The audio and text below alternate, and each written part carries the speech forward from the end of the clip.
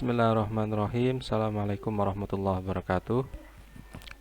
Masih di dalam jaringan daring ya, perkuliahan kita, mata kuliah manajemen pendidikan Islam.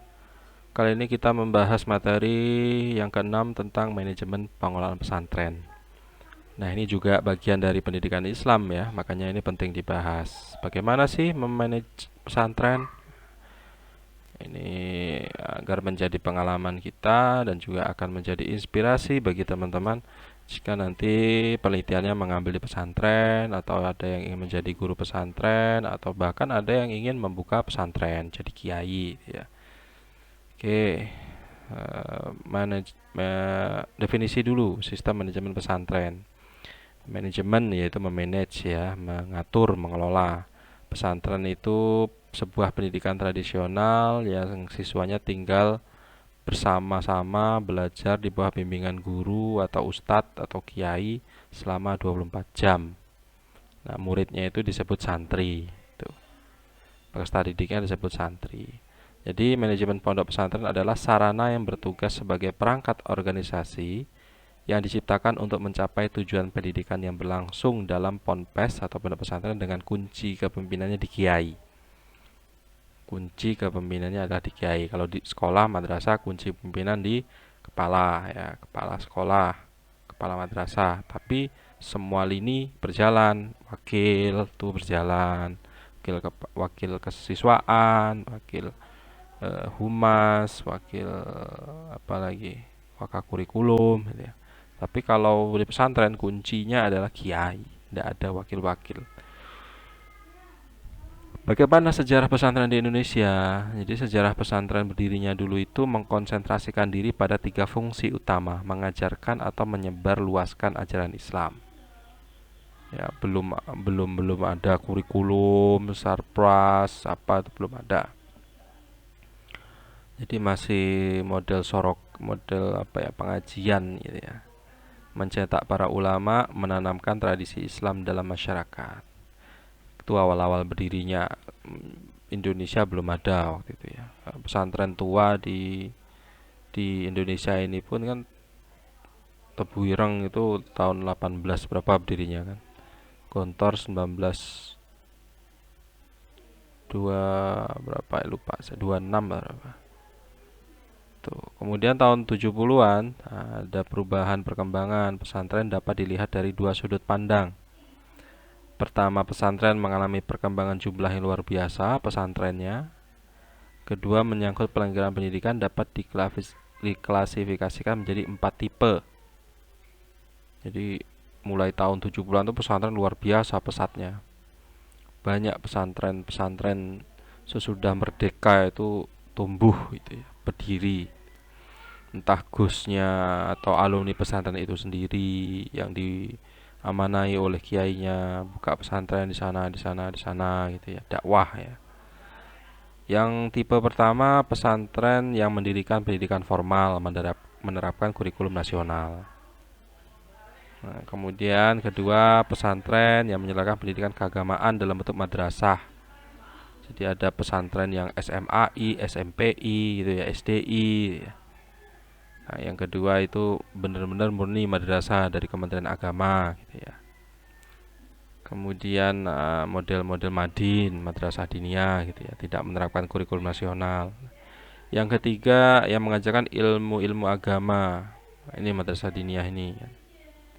Nah, kalau yang madrasah tadi kan secara umum ya, ada madrasah diniyahnya, ada madrasah aliyah, sanawiyah, ibtidaiyahnya gitu ya. Yang modelnya model tradisional yang tidak menerapkan kurikulum nasional. Kemudian yang keempat, yang pesantren menjadi tempat pengajian ya, pesantren seperti punyanya Akim itu kan juga selain pesantren ada santrinya juga fokusnya atau kondangnya lebih kepada pengajian. Ustadz Kiai almarhum Arifin gitu kan, banyak lah kan ya. Jadi tiap hari apa itu ada pengajian tuh di pesantren ini. Nanti hari apa pengajian para pemuda, hari Ahad para ibu-ibu gitu ya. fokus pada pengajian. Itu ada 4 tipe itu ya. Tipe yang pertama yang ada SMAI, ada yang kolaborasi, ada yang terintegrasi gitu ya. So, pagi harinya kurikulum nasional, SMAI, SMPI, STI, sore harinya madrasah. Nah, ya, madrasahnya, madrasah diniyah terutama ya. Nanti hari Ahadnya itu pengajian misalnya gitu kan, masyarakat sekitar gitu. Tuh, itu tipenya ada yang terintegrasi, ada yang sendiri-sendiri. Kemudian sejarah pesantren diakui negara oleh Indonesia. Negara Indonesia itu gimana? PMA, Peraturan Menteri Agama nomor 3 tahun 79. Itu dikategorikan tahun 79 itu tadi ya sejarahnya kan tahun 70-an kan. Nah, kemudian tahun 79 itu dikategorikan oleh negara melalui Menteri Agama itu pondok pesantren ada 4 tipe. Tipe A, salaf, tipe B, klasik, tradisional, tipe C, kalong, jadi pesantren yang hanya asrama saja. Nanti sekolahnya di SMA, di SMK sekitar di luar gitu. Nanti sore harinya pada pulang santrinya ke pondok gitu ya. Kemudian tipe D, modern.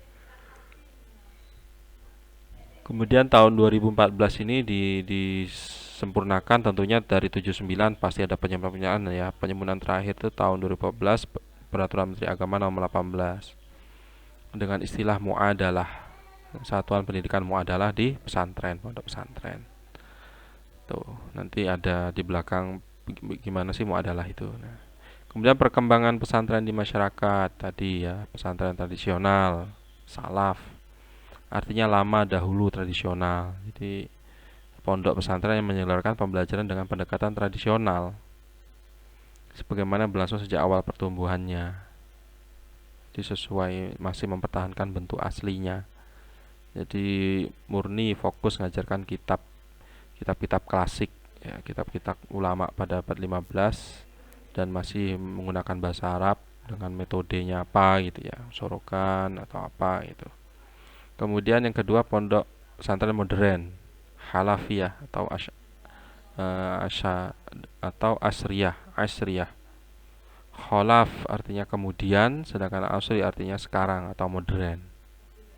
Jadi pondok tipe ini pengembangan pondok pesantren tradisional karena orientasinya belajar cenderung mengadopsi sistem belajar klasik gitu ya, di pondok pesantren modern. Jadi menyesuaikan dengan perkembangan zaman atau saat dulu itu yang semua pesantren tradisional, ada pesantren yang mengistilahkan menamainya dengan modern karena jangkauan visinya sudah jauh gitu ya. Sudah jauh itu boleh ya. Nanti dari kelas ini mungkin ada yang mau buat lagi pondok pesantren global gitu ya. Menganggap di atas modern gitu ya, mencakup seluruh dunia, nanti santrinya internasional gitu. Tidak apa-apa, bisa saja namanya visi kan, namanya misi, visi misi boleh saja. Kemudian yang ketiga, perkembangan pesantren yang ketiga, pesantren komprehensif campuran. Jadi ada tradisional, ada modern.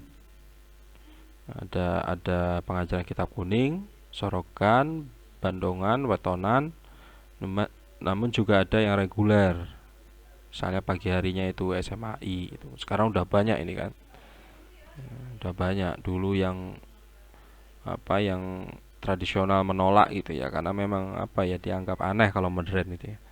Sekarang ya sudah dunianya modern gini ya harus menyesuaikan gitu. Bahkan mengadopsi kurikulum nasional, kurikulum pondoknya tradisionalnya ya sore hari, pagi harinya nasional. Itu bisa masuk kategori modern juga. Kemudian ada problematika? Enggak ada ya, apalagi di era modern sekarang ini. Pertama, merespon dengan cara anti global. Jadi masih banyak pesantren kita ini yang anti dengan globalisasi. Nah, ini kan juga bahaya. Nanti menjadi kolot ya, menjadi ya bagus mempertahankan yang baik-baik gitu kan. Tapi kan mengembangkan yang lebih baik itu kan juga lebih bagus itu kan. Ada istilah kaedahnya itu apa itu? Tarkul alal jadidi uh, tarkul alal jadidi, apa itu istilahnya, pas intinya kan mempertahankan yang baik tapi mengembangkan yang lebih baik gitu. Kedua, problematika yang kedua, sebagian besar lain terpengaruh oleh arus tersebut yang berakibat adanya pemisahan antara agama dan politik. Jadi akhirnya ada yang ikuti modernitasnya tapi dipisah gitu, antara pendidikan eh, agama dengan pendidikan umum gitu. Ada karena merasa ini urusan dunia, yang umum-umum ini matematika, IPA, terus yang agama ini urusan dunia ukhrawi, akhirat. Ya ndak bisa gitu juga gitu ya. Dalam memanage yang kemudian dipisah ya oke lah, sah-sah saja gitu. Tapi kalau kemudian dipisahkan secara paradigma, secara cara berpandangan juga tidak baik, itu tidak pas. Nantinya akan terkelompokkan alumni itu kan, terkelompokkan. Ada yang merasa baik dari sisi pelajaran agamanya, kemudian mengolok-olok atau memandang rendah teman-teman yang senang pelajaran duniawinya atau modernnya kan. Akhirnya kan seperti itu terjadi gitu. Dan saya merasakan sendiri gitu kan. Jadi di kelas itu ada yang senang umum gitu, jadi murid kesayangan guru-guru umum.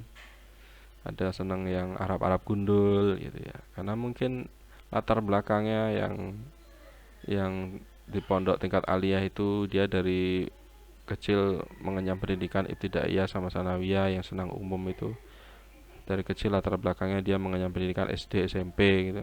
Itu kan tidak bisa, akhirnya tidak bisa, lagi-lagi tidak bisa lepas dari sejarah kan, dari latar belakang. Kemudian problematika yang ketiga, nah ini yang paling penting ini.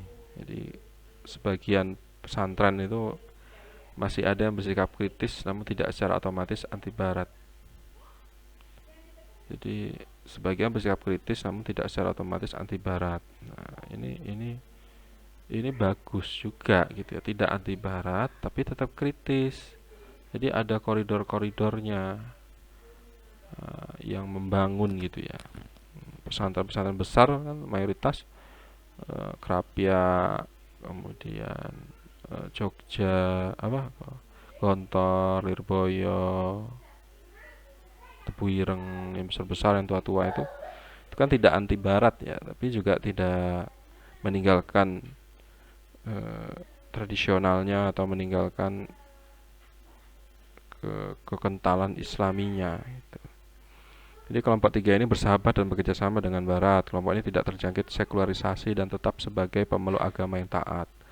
Kelompok ketiga inilah yang sebaiknya diikuti oleh umat Islam, menyerap tetapi memiliki filter sehingga tidak kehilangan jati dirinya sebagai pribadi muslim. Tuh. Nih ya, jadi yang ketiga ini yang problem yang minimal lah diambil oleh pendidikan pesantren kita. Jadi teman-teman yang mau buka pesantren ini ya harus memperhatikan yang tiga ini. Kemudian faktor pendukung pesantren di era global itu apa? Mandiri. Ya, mandiri. Jadi betul-betul apa namanya, dari masyarakat untuk masyarakat. Mandiri oleh dan untuk masyarakat. Itu yang pendukung penuh ya. Kedua, adanya tokoh karismatik. Kalau nggak ada itu ya tidak bisa menjadi brand image pesantren itu gitu. Jadi akhirnya masyarakat itu juga tidak antusias. Apalagi yang mau ditokohkan tapi tidak bisa menjadi tokoh, repot itu. Maunya ditokohkan, maunya minta masyarakat mengajeni, tapi sikap-sikapnya, sifat-sifatnya tidak bisa menjadi teladan, tidak bisa tidak atau jauh dari sifat-sifat karismatik seorang kiai, ya repot. Yang ketiga, faktor pendukung ketiga adalah sumber daya manusianya. Ini paling penting ini. Mau mendirikan pondok, sumber daya manusianya dari umum semua, ya repot. Lebih baik mendirikan sekolah aja, jangan pesantren gitu. Yang keempat, jiwa kemandirian, keikhlasan, kesederhanaan. Nih, ada apa misalnya panca jiwa kalau di Gontor itu ya. Berpikiran bebas, kemandirian, keikhlasan, kesederhanaan, sebagainya lah, apalah gitu. Harus ada visi misi lah. Yang kelima, mukim. Namanya pesantren itu harus ada mukim. Kalau ndak ada mukim ya boarding school ya. Mencontoh sebagian kecil dari pesantren boarding school, full day school gitu ya. Full day school, maaf. Nah, kalau kalau pesantren ya harus 24 jam, harus ada mukim atau bahasa Inggrisnya boarding school ya, pesantren. Kemudian yang keenam, adanya jaringan yang kuat antar pondok pesantren. Makanya biasanya pondok pesantren itu kan alumni yang mendirikan kan. Oh, alumni pondok pesantren alumni itu istilahnya kan. Jadi minta dukungan kiainya gitu. Minta didoakan, bangun jaringan ke ke para donatur atau ke negara Islam gitu ya. Kemudian yang terakhir, minat. Ini masyarakat cukup besar terhadap pondok pesantren.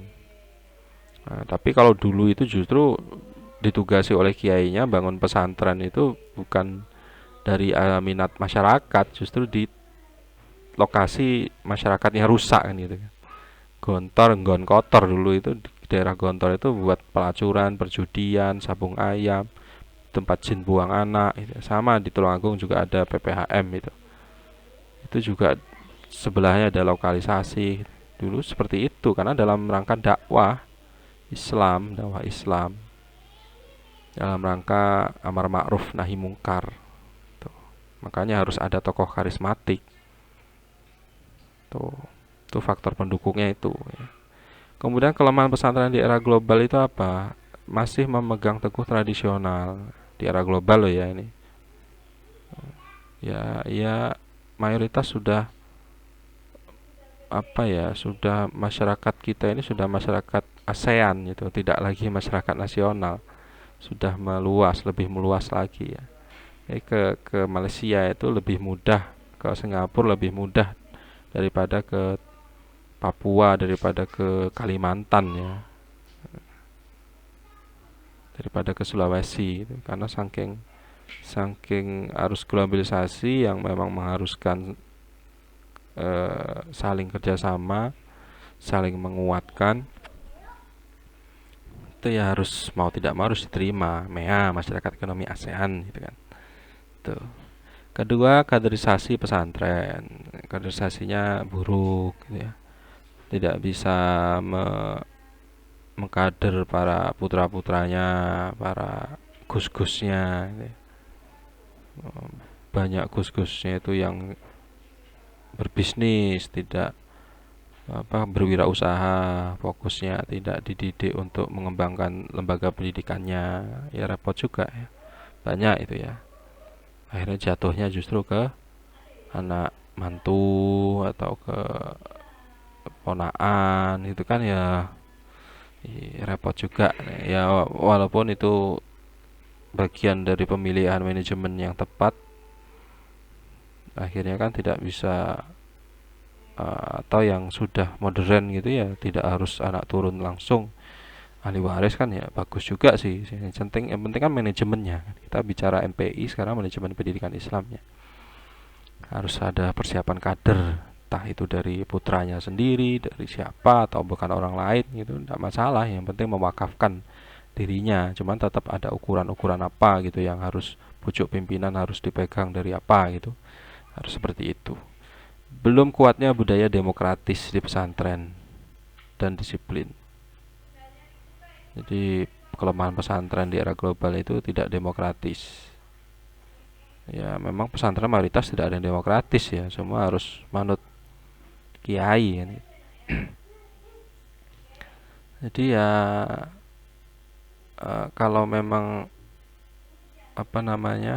prinsipnya itu bagus, kuat, dan justru bahkan menjadi sumbangsih ke negara, itu tidak masalah. Biasanya pesantren tua itu ya sebelum negara ada. Tapi yang baru-baru ini loh, menutup diri dari kritik, dari saran, kan ini repot juga. Belum teruji gitu, alumninya belum banyak, tapi kok sudah anti kritik, sudah anti demokratis, kan ya, tidak pas. Itu kelemahan yang ketiga. Yang keempat, pendidikan kelas 2.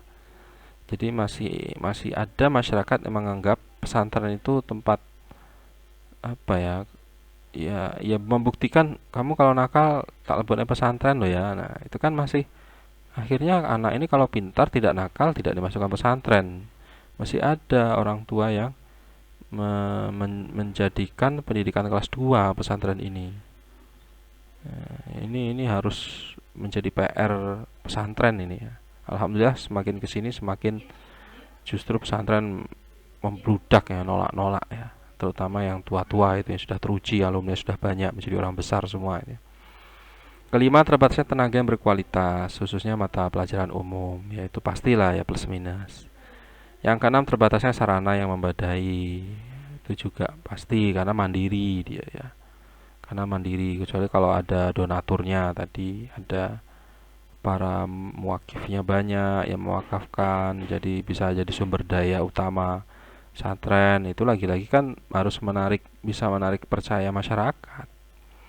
Yang ketujuh, masih dominannya sikap menerima apa adanya, fatalistik di kalangan pesantren, terlalu seleh, tidak baik juga ya. Harus ada ikhtiar yang dikuatkan. Kelapan, bersihan. Nah, ini paling penting ini, apalagi yang salaf ya. Itu jangan repot itu. Tidak seketat atau tidak seterpantau manajemennya, itu tidak benar-benar murni dari kiai kan repot. Tapi kalau manajemen eh, dari santrinya sendiri itu seperti gontor itu kan ya bagus itu. Bagus, jadi bisa tertata semuanya, kebersihan, keamanan, aturan gitu kan. Dari santri untuk santri kan. Kemudian yang sembilan, sebagian pesantren masih bersifat eksklusif, kurang terbuka. Itu kelemahan pesantren yang kesembilan. Tuh ya. Jadi komunitas pelajar itu ada yang ngomong bahwa keharuman negeri itu bisa dilihat bagaimana putra-putri bangsa ini. Ya karena memang agent of change ya. Ini pengganti para pemimpin ini ya. Pemimpin yang sekarang memimpin sudah sepuh-sepuh pensiun kan gantian ini yang muda-muda naik itu ya. Estafet gantian. Tuh. Nah, ini dia pesantrenmu adalah sekarang ini. Jadi penyetaraan tetap dengan kurikulum pesantren silakan berjalan, tapi diakui oleh pemerintah. Itu nanti didaftarkan, ada tim yang memeriksa. Oh iya, masuk ini. Apalagi ya sudah punya alumni teruji yang banyak, itu sudah tidak dirukan lagi, malah ditawari kan itu. Nah, ini bagian untuk apa ya? Penyesuaian globalisasi tadi, modernitasnya, supaya bisa diakui secara legal antar negara. Misalnya alumni pesantren A yang ingin melanjutkan kuliah ke luar negeri, ini kok nanti nanti tanya ke kedubesnya, ini kok tidak ada sekolah ini ya, karena belum didaftarkan ya. Ya kalau sudah punya nama besar itu ya. Ya kalau tahu, kalau pas stafnya di kedubes orang umum tidak tahu apa-apa tentang pesantren, ya kan juga ini mana ya, di mana, daerah mana, cari di internet kok tidak ada ya. Kalau ada di internet dia modern sudah kan, membuka diri yang tidak punya website tuh ya. Lebih dari 20.000 pesantren, baru 80-an yang bersatu semua adalah masih sedikit, dan sampai sekarang ini masih digencarkan oleh pemerintah ya, untuk penyetaraan itu. Tuh, oke, itu pembahasan kita tentang pesantren. Silakan teman-teman yang belum dipahami tentang manajemen pesantren, silakan ditanyakan di Google Classroom. Saya akhiri, wassalamualaikum warahmatullahi wabarakatuh.